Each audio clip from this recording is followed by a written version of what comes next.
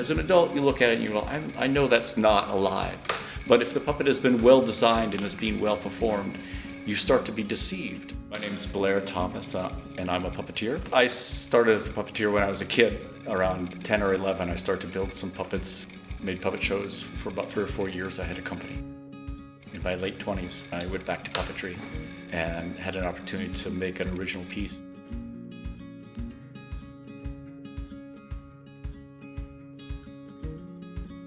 For the past 30 years, I've been making puppet shows in Chicago.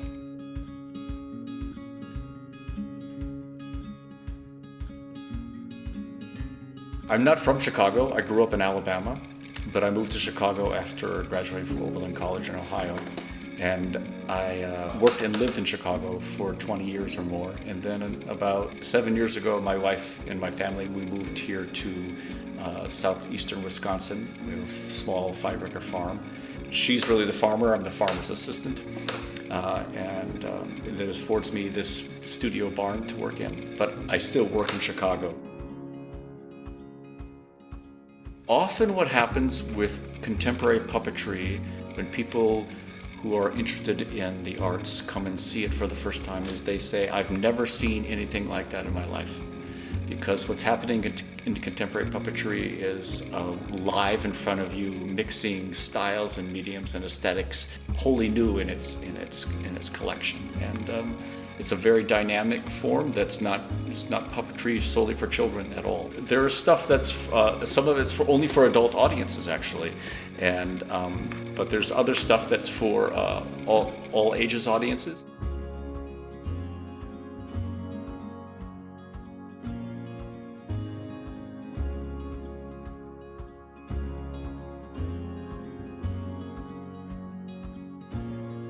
If you haven't been going to the puppet theater since you were a kid, you would be in for a great surprise by coming to see productions like this one, that Mr. and Mrs. Pennyworth, where there's different scales of puppetry that are being employed. There's I have very normal-sized puppet dolls that are being used, but also larger, and there's a large costume puppet that's in the end is about 10 or 12 feet long. It's a very large puppet.